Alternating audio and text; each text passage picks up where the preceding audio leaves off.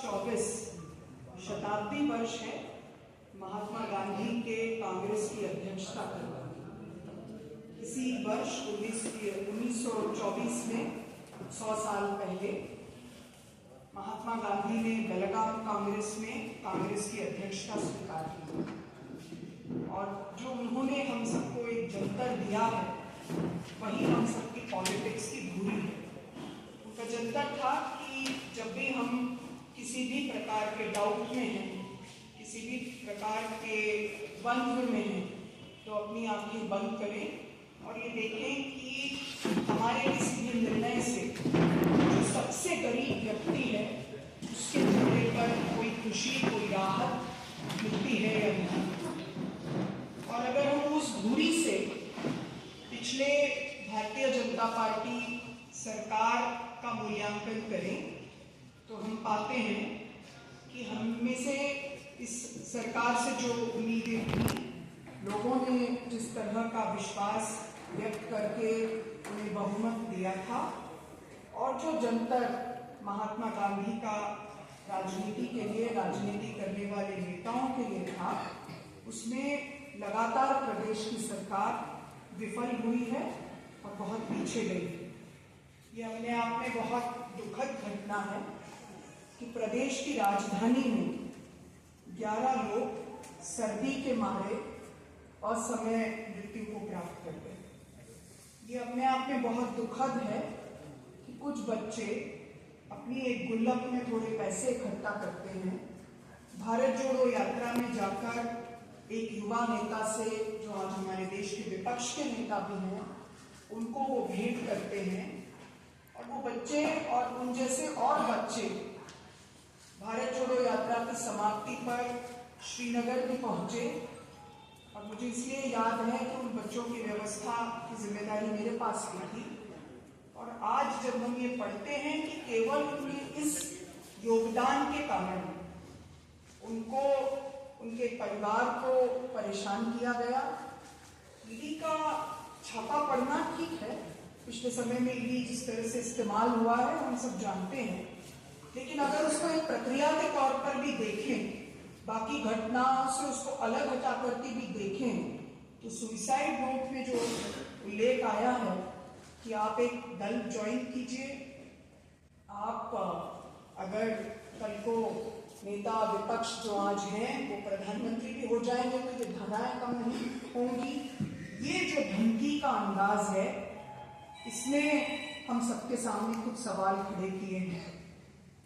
कल से आज तक 2 दिन में संविधान पर बातचीत करने के लिए विशेष 2 दिन संसद में रखे गए। हमारी नेता प्रियंका जी ने कल लोकसभा में अपना मेडन स्पीच किया। आज हमारे नेता राहुल जी जरूर उस बहस में हिस्सा लेने वाले हैं। बहस की हमारे देश में एक परंपरा रही है जिसको पूरी तरह से नष्ट करने की कोशिश देश के स्तर पर भी हो रही है और हमारे प्रदेश के स्तर पर भी हो रही है।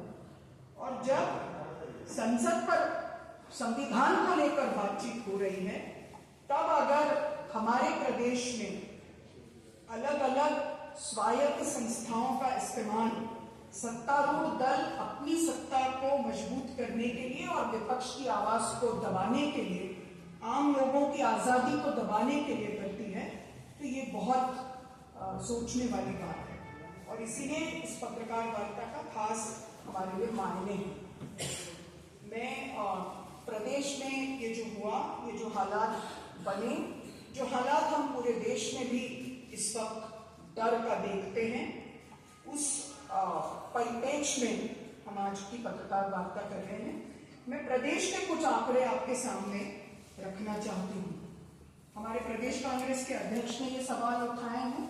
हमारे प्रदेश में जो विधानसभा में हमारे सदन के नेता हैं उमंग जी, उन्होंने भी ये सवाल उठाए हैं। हमारे सारे सीनियर लीडर्स ने भी ये सवाल उठाए हैं कि वायदा किया गया था कि किसानों की आय दोगुनी होगी, वायदा किया गया था कि 3100 रुपए प्रति क्विंटल धान पर, 2700 रुपए प्रति क्विंटल गेहूं पर किसानों को राशि मिलेगी, उनका दाम मिलेगा। ये वायदा किया गया था कि अन्य फसलों को भी उसके साथ न्यूनतम समर्थन मूल्य में वृद्धि करके उसमें खरीद की जाएगी, जिस पर आज हम देखते हैं कि कोई कदम नहीं उठाया गया। अतिवृष्टि के कारण फसलें चौपट हुई, मक्के की, सोयाबीन की। मैं खुद उसी क्षेत्र से आती हूँ जहां पर सबसे ज्यादा सोयाबीन की फसल होती है। सब जगह अतिवृष्टि के बावजूद किसानों को मुआवजा नहीं मिला। तो मुझे याद आता है कि जब 15 महीने की हमारी पार्टी की, कमलनाथ जी मुख्यमंत्री थे और सरकार थी, तब हमारे जिले में 100% दोनों जिलों में नुकसान हुआ और वहीं पर मुख्यमंत्री रहते हुए कमलनाथ जी ने कहा कि किसानों के खाते में मुआवजे की रकम सीधे डलनी चाहिए। तो ये एक अंतर दिखाई देता है तब, जबकि अपने आप को किसानों की सरकार कहते हैं। दूसरी बात, कुछ आंकड़े हैं मेरे पास जो बहुत दुखद हैं, क्योंकि हम सब इस प्रदेश के हैं। आप लोगों के माध्यम से भी मैं इन तथ्यों को सबके सामने रखना चाहती हूँ।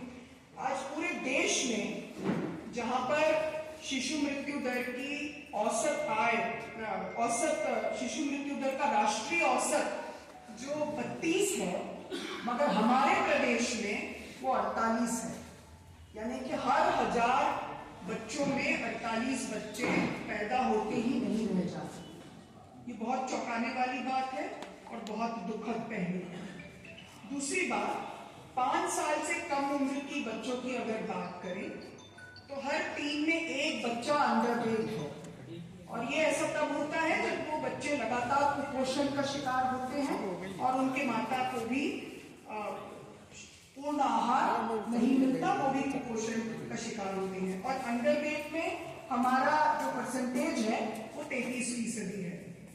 पूरे देश में हम उसमें 26वें स्थान पर हैं। 30 राज्यों में हम 26वें स्थान पर हैं।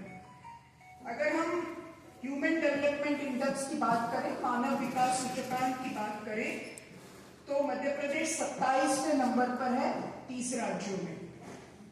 अगर हम ये बात करें कि शिक्षा को लेकर क्या काम हुआ है, तो 8% से ज्यादा बालिकाएं स्कूल से बाहर हैं। और ये एसर रिपोर्ट के अनुसार है, जो कि बहुत ही मान्यता प्राप्त उनकी हर वर्ष ये रिपोर्ट निकलती है।